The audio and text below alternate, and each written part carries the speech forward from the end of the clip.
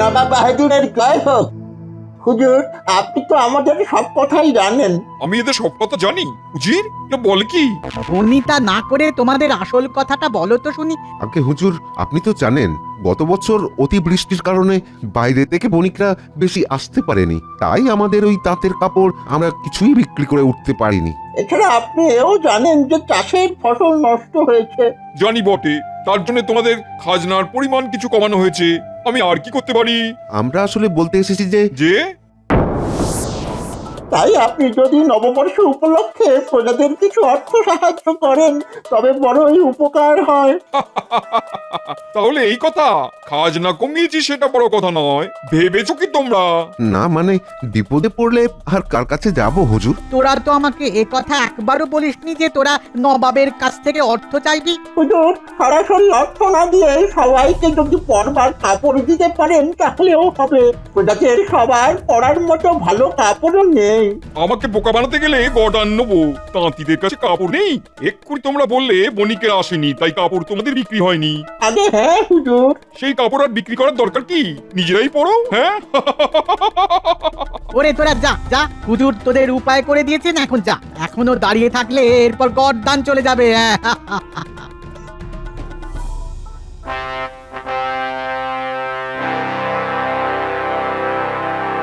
সবার উদ্দেশ্যে সবার শুরুতেই জানিয়ে রাখি, আজ মহারাজ একটি বিশেষ ঘোষণা করবেন, কিন্তু সেই ঘোষণা হবে আমাদের আজকের সবার শেষে।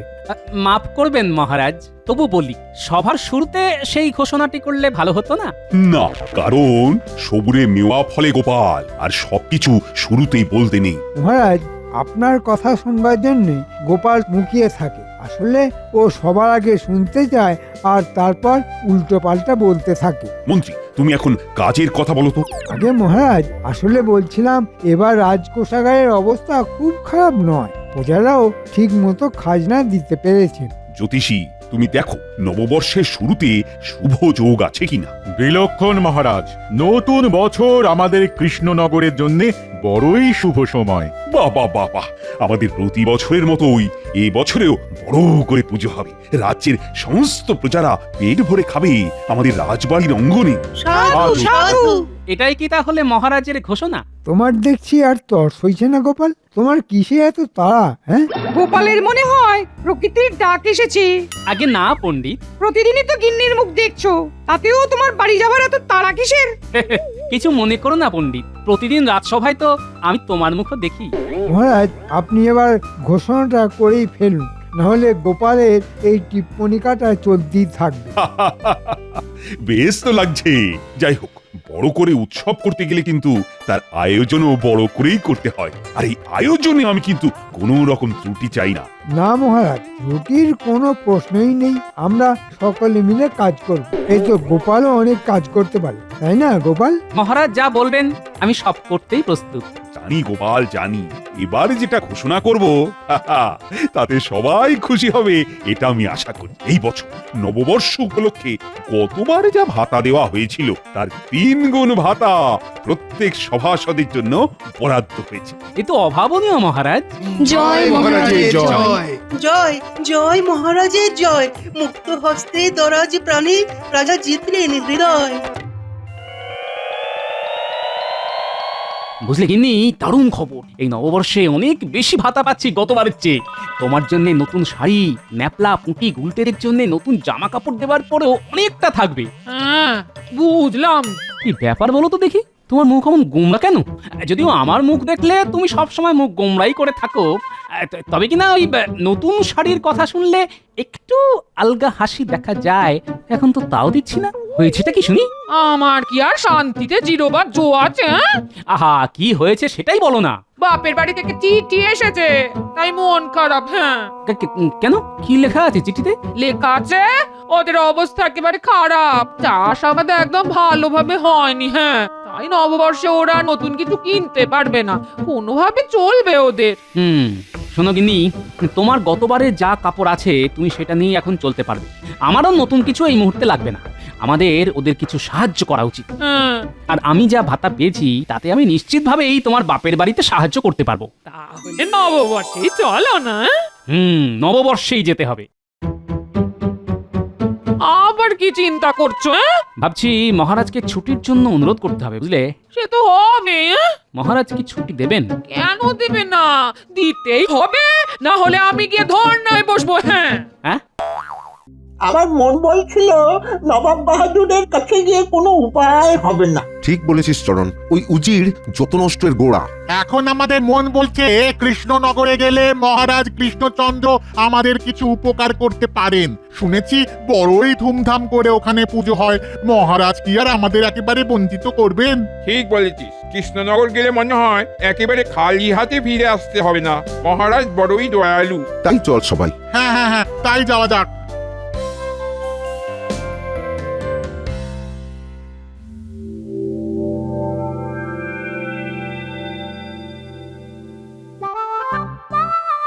ভাতা পেয়ে দেখছি গোপাল একেবারে সবার মুখে ঠিক সময়ে হাজির। কি করব মহারাজ, আমার মতো এই অভাগার দর্শন না পেলে যে আপনি বড়ই চিন্তিত হয়ে পড়েন। তা ঠিক। কিন্তু মহারাজ, এই অভাগার একটি আর্জি ছিল। আচ্ছা আচ্ছা, বলো বলো বলো শুনি। আমার নববর্ষের দিনটিতে ছুটি চাই মহারাজ। আরে সেদিন তো ছুটির দিন, সবাই পুজোতে আনন্দ করবে। না মহারাজ, আমি বিশেষ কারণে ওই দিন থাকতেই পারবো না। বাহ গোপাল, ভাতা পেলে আর অমনি ছুটি চাইলে? হ্যাঁ, গিন্নিকে নিয়ে কোথাও ঘুরতে যাওয়া হচ্ছে বুঝি? জানি মন্ত্রী ব্যাগরা দেবে, কিন্তু দানের কথা মুখ ফুটে বলতে নেই, তাতে ওটি আর দান থাকে না। তাই কিছু বলবো না। কি হলো গোপাল, তুমি কেন ছুটি চাইছো? আরে কারণটা তো বলো। মাফ করবেন মহারাজ, একটি বিশেষ কারণ, কিন্তু আমি সেটি বলতে পারবো না। এই কারণ বলা যায় না মহারাজ। বেশ বেশ, তুমি যখন বলতে চাইছো না তখন আমি আর জানতে চাইবো না। তুমি ছুটি নাও, আমি মঞ্জুর করছি। তবে তুমি থাকলে আমার খুব ভালো লাগতো। তোমার ছুটি নিয়েও আমি বার করছি গোপাল। এমন খেলা খেলবো যে তোমার মঞ্জুর হওয়া ছুটি না মঞ্জুর হয়ে যাবে।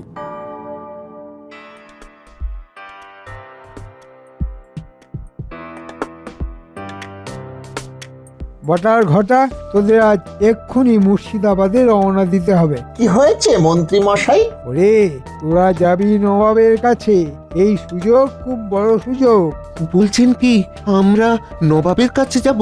হ্যাঁ, তোরা আমাদের মহারাজের হয়ে নবাবকে আমন্ত্রণ জানাবি নববর্ষে। এ তো বড়ই খুশির খবর। তোদের জন্য খুশির খবর হচ্ছে এখানে তোরা হলি রাজদূত, খুব সম্মান পাবি ওখানে। ভাবতেই পারছি না। এই নে, এটা তোদের জন্য।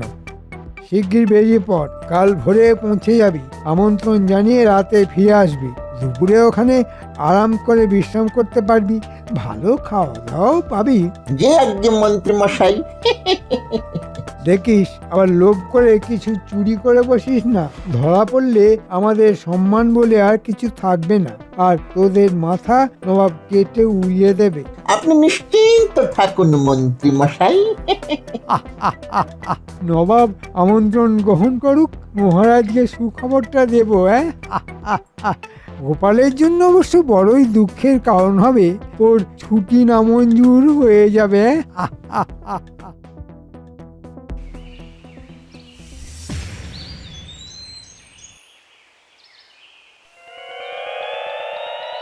মহারাজ, গোপাল এখনো রাজসভাতে এসে পৌঁছায়নি, কিন্তু একটি বিশেষ সুখবর দেওয়ার আছে। তুমি সুখবরটা এক্ষুনি ঘোষণা করো। হ্যাঁ মহারাজ, আমি এক্ষুনি ঘোষণা করছি। তবে আপনার কাছে মার্জনা চাইছি যে আপনার অনুমতি ছাড়া আমি একটি কাজ করেছি। তবে আমি বিলক্ষণ বিশ্বাস করি যে আপনি খবরটি শোনার পর আমাকে ক্ষমা করবেন। কি খবর? খবরটি শুনলে আপনি খুবই খুশি হবেন মহারাজ। মন্ত্রী বলে ফেলো। মহারাজ, আপনি একদিন বলেছিলেন যে নববর্ষে আমাদের যে পুজো আর অনুষ্ঠান হয় তা নবাবকে দেখাতে পারলে আপনি খুব খুশি হবেন। বটে, তা বলেছিলাম মনে হয়। মহারাজ, আমি নববর্ষের অনুষ্ঠানে নবাবকে আমাদের কৃষ্ণনগরে আমন্ত্রণ জানিয়েছি। নবাব সেই আমন্ত্রণে সম্মতি দিয়েছেন। নবাব আসছেন তাহলে। খুশি আমি হলাম, তবে আমাকে পূর্বেই জানানো উচিত ছিল। যাই হোক, এখন কথা হচ্ছে নবাবের আতিথেয়তার যাতে কোনো ত্রুটি না হয় সেদিকে কিন্তু সবাইকে লক্ষ্য রাখতে হবে। ঠিক বলেছেন মহারাজ, কিন্তু গোপাল তো এখনো এসে পৌঁছলো না মহারাজ। না, আজ বড্ড দেরি হয়ে গেছে। কি এরা কারা? দেখে তো এখানকার লোক বলে মনে হচ্ছে না। আগে মশাইদের কোথা থেকে আসা হচ্ছে? আমরা মুর্শিদাবাদ থেকে আসছি। ও বাবা, অনেকটাই তো দূর। তা এইভাবে হেঁটে আসা হচ্ছে বুঝি? কিছুটা পথ নৌকা আর গরুর গাড়িতে এসেছি। তা এখানে আসার উদ্দেশ্য জানতে পারি? আমরা মহারাজ কৃষ্ণচন্দ্রের সঙ্গে দেখা করতে এসেছি। আপনি কে? আমি মহারাজের ভাঁড়, গোপাল ভাঁড়। চমৎকার চমৎকার, আমরা ধন্য হলাম। আপনার অনেক নাম শুনেছি। তাই বুঝি? তা তোমাদের আসার উদ্দেশ্যটা যদি জানতে পারতাম তাহলে হয়তো বা আমি তোমাদের কিছু সাহায্য করলেও করতে পারতাম। আমরা বড়ই নিরুপায় হয়ে মহারাজের কাছে এসেছি।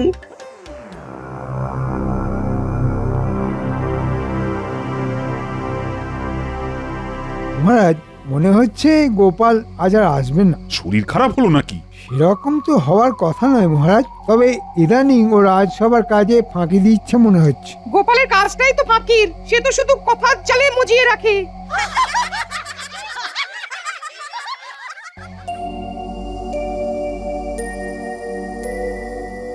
তোমাদের সব কথাই শুনলাম। তোমাদের জন্য আমি নিজে থেকে মহারাজকে বলবো। তবে শুনছো? বলি তোমার বন্ধু কবি এসেছেন। হ্যাঁ। কে? সভাকবি? দেখি তো। তুমি তো এভাবে কামাই করো না, তাই ভাবলাম তোমার একটা খোঁজ নিই। এদিকে ওই নববর্ষে নবাব এখানে আসছেন। বলো কি, নবাব আসছেন? হ্যাঁ গোপাল, তোমাকে তোমাকে মহারাজের এখন খুবই দরকার। তুমি কিন্তু কাল অবশ্যই রাজসভায় যেও। হ্যাঁ, কাল নিশ্চয়ই যাব। আজ একটু অম্বল হয়ে গিয়েছিল। ভাতটা পেয়ে কি গাওয়া ঘিয়ের লুচি খেতে শুরু করলে নাকি? হ্যাঁ।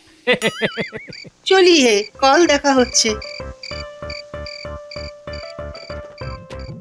শোনো তোমরা, আজ রাতে আমার এখানে বিশ্রাম নাও, তারপর কাল ভোরে তোমরা মুর্শিদাবাদের পথে যাত্রা করো। মহারাজের সাথে এখন তোমাদের দেখা করবার দরকার নেই, বুঝলে, কারণ নবাব এখানেই আসছেন। সে কি? তবে তোমরা চিন্তা করো না, তোমাদের সবকিছু অবস্থা আমি জেনে গেছি।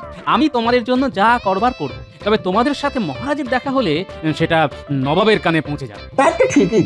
সেটা কিন্তু তোমাদের জন্য খুব ভালো হবে না, বুঝলে। তাহলে আপনার ওপরেই সবকিছু ছেড়ে দিলাম। আপনি যখন আশ্বাস দিচ্ছেন। নিশ্চিন্তে থাকো।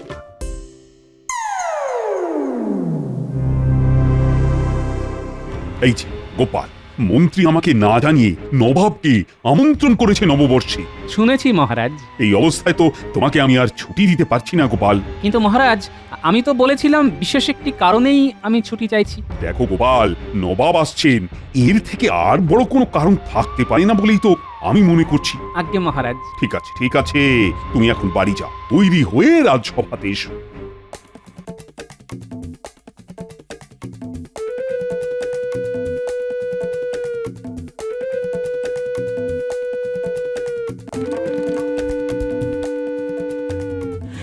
এই শোন, আমাকে বেশ কিছু বিছুটি পাতা এনে দে তো। সে কি গো দাদু?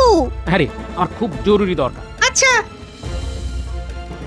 গিন্নি, তোমার কাছে কলা পাতা আছে তো? হ্যাঁ আছে। কুটিরা বিছুটি নিয়ে এলে আমার গায়ে একটু ঘষে দিও তো। মূলত কি সব অলুকুনে কথা? হ্যাঁ, বলি পাগল হলে? তোমাকে যা বলছি সেটাই করো।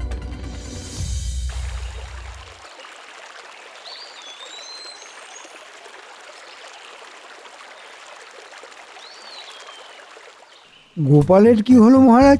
আজও দেরি? আরে আজ সকালেই আমার সাথে দেখা হয়েছে, সময় মতো চলেও আসবে বলেছে।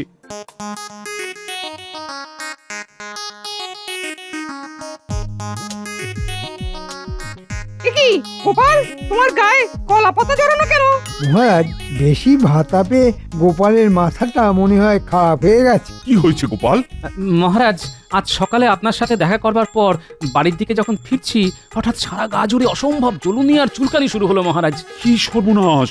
বাড়ি পৌঁছে দেখি সারা গা জুড়ে লাল লাল গোলাকার দাগ বেরিয়েছে। আমার গিন্নি বলল, এ তো বসন্ত রোগের লক্ষণ। দেখুন দেখুন কি অবস্থা। ওরে বাবারে! আচ্ছা ঠিক আছে গোপাল, আর দেখতে চাই না। মহারাজ, এটি দেখে আমারও বসন্ত রোগের লক্ষণ মনে হচ্ছে। মহারাজ, গোপালকে এক্ষুনি বাড়ি চলে যেতে বলুন।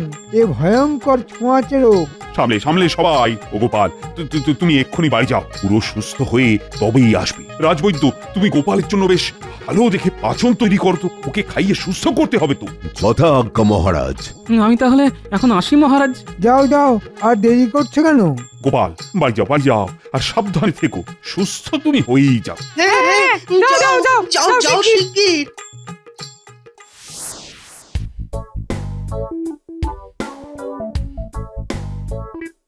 গিন্নি, ও গিন্নি, কি হলো এই তুমি এরকম শখ করে বিচুটি মাখলে কেন? সংসেতে রাজসভাতে গেলে কেন? না হলে আর পালানোর কোনো উপায় ছিল না গিন্নি। শোনো, তুমি সব গুছিয়ে নাও, আজ রাতেই গরুর গাড়ি নিয়ে আমরা বেরিয়ে পড়বো। কাপড় নিয়ে আগে যাব তোমার বাপের বাড়ি, তারপর মুর্শিদাবাদ। দাদু, দাদু, তুমি এত কাপড় গরুর গাড়িতে তুলেছো, আমাদের কাপড় কোথায়? নতুন জামা? হ্যাঁ হ্যাঁ, সবার জন্য আছে। তোদের বাদ দিয়ে আমি কাউকে কিছু দিতে পারি বল? এই যে, এই নে। এই না হলে নববর্ষ। হ্যাঁ রাজবৈদ্য, আপনি এরকম মুখ গম্ভীর করে একা হেঁটে আসছেন দেখি আশ্চর্য হচ্ছি। তার থেকেও আমি আরো বেশি আশ্চর্য হচ্ছি গোপাল বাড়ি নেই দেখে। গোপাল বাড়ি নেই? না, শুধু গোপাল নয়, কেউ বাড়ি নেই। আমি ওকে আমার পাঁচন খাওয়াতে গেছিলাম। ও ঠিক আছে, আপনি বাড়ি যান। কি জ্বালা! তোরা তো অনেকের খবর রাখিস, গোপালের কোনো খবর তোদের কাছে আছে? দুদিন আগে 4 জন লোক গোপালের বাড়িতে রাত্রে ছিল, তাদের আগে এখানে দেখিনি। আর আজকে দেখলাম গোপাল গরুর গাড়িতে গিন্নিকে নিয়ে কোথাও একটা গেল। গরুর গাড়ি পুরো জিনিসপত্রে ভর্তি, কি লোভ হচ্ছিল। গোপাল কি গায়ে কলা পাতা জড়িয়েছিল? কই না তো। বড় ফাঁকি দিয়ে পালিয়ে গেলে গোপাল। গিন্নির সাথে দেশ ভ্রমণ, আর এদিকে বসন্ত রোগের বাহানা। দাঁড়াও, নবাবের কাছে তোমার অবস্থা খারাপ করছি।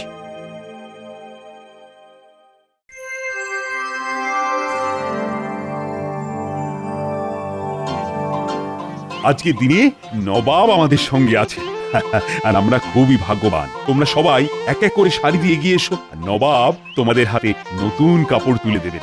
নবাব বাহাদুরের জয় হোক। এরা তোমারই প্রজা কৃষ্ণচন্দ্র, তুমি তুলে দাও।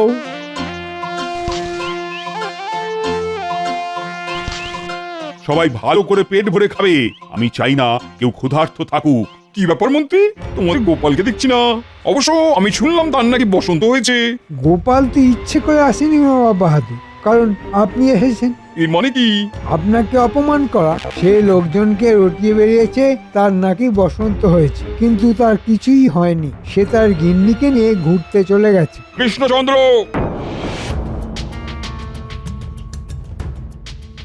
কি হয়েছে নবাব সাহেব? তোমার ভাঁড় ওই গোপালের এত স্পর্ধা হয় কি করে যে আমি আসছি জেনেও সে অনুপস্থিত, সে তার গিন্নিকে নিয়ে ঘুরতে গেছে? এটা তো আমার অপমান। সে ইচ্ছে করে করেছে। আমি তো ভেবেছি তার বসন্ত হয়েছে, আর শুধু আমি কেন, সবাই তো তাই জানে। মন্ত্রী, তুমি কি জানো? মহারাজ, গোপাল বসন্ত রোগের বাহানা করে গিন্নিকে নিয়ে গরুর গাড়িতে করে কোথাও চলে গেছে। আমাকে বটা আর ঘটা বলেছে, ওরা দেখেছে। এমনকি রাজবৈদ্য পাঁচন দিতে গিয়ে গোপালকে না দেখে চলে এসেছে। তাই এসব আমাকে বলনি কেন? নববর্ষে সকালে এসব অপ্রিয় কথা বলি কি করে? আমি কোনো কথা শুনতে চাই না। আমি তোমাদের দুজনকেই বন্দি করলাম। আমার সঙ্গেই তোমাদের মুর্শিদাবাদে যেতে হবে। একমাত্র গোপাল আমার কাছে গিয়ে ক্ষমা চাইলেই তবেই তোমাদের ছাড়বো, নইলে নয়। আমি আর কি করতে পারি নবাব সাহেব? এটাই যদি কপালে থাকে তবে তাই হবে।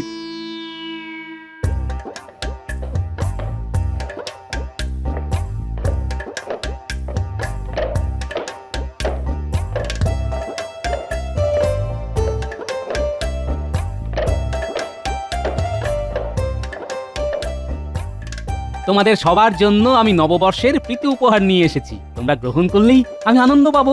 গোপাল মশাই, আপনি কথা রাখবেন আমি জানতাম। সবাই শোনো, এই চরণ তোমাদের সবার দুর্দশার কথা আমাকে বলেছিল কৃষ্ণনগরে। তখনই আমি ঠিক করেছিলাম তোমাদের সবার মুখে হাসি ফোটাবো এই নববর্ষে। চলে আসো ভাই সব, তোমাদের জন্য আমার ছোট্ট উপহার নিজে হাতে করে নিয়ে যাও।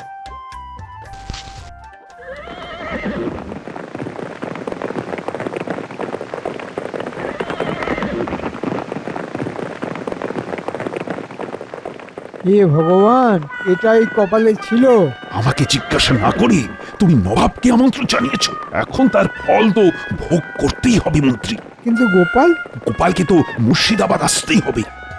আপনি তো আর কাউকে বাকি রাখলেন না, সবাইয়ের জন্যই আপনি এনেছেন। হাসি সকলের মুখেই ফুটে উঠুক, এটাই আমি চাই। সবাই দেখলে যে কাজ আজ নবাবের করার কথা, সেই কাজ আজ গোপাল করেছে। তুমি আজ খুব উপকার করলে বাবা, তোমার অক্ষয় জীবন কামনা করি। আমরা সবাই আজ নববর্ষ বরণের সাথে সাথে গোপালকেও বরণ করে নিতে চাই। জয় গোপালের জয়।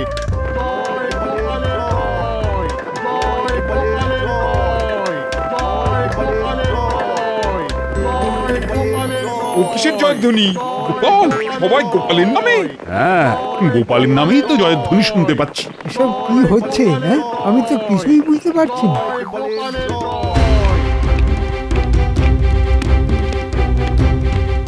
মহারাজ এসেছেন? এসব কি গোপাল? আমি কৃষ্ণনগরে গেলাম আর তুমি মুর্শিদাবাদে চলে এলে। তুমি কি মুর্শিদাবাদ দখল করতে এসেছো? তোমার তো গর্দান নিতে হবে। তার আগে যে আমাদের সবার গদ্দান নিতে হবে হুজুর। আমরা আপনার কাছ থেকে তো নতুন বছরে কিছুই পাইনি, খালি হাতে চলে আসতে হয়েছিল। আর আজ আমাদের অনুরোধে গোপাল মুর্শিদাবাদে এসে সবাইকেই নতুন কাপড় জামা দিয়েছে। তাহলে আমরা কেন গোপালের নামে জয়ধ্বনি করব না? বেশ গোপাল, তুমি ভালো কাজই করেছো, তোমাকে আমি ক্ষমা করছি। কিন্তু মন্ত্রী, তুমি যে বললে আমাকে অপমান করার জন্য গোপাল চলে গেছে।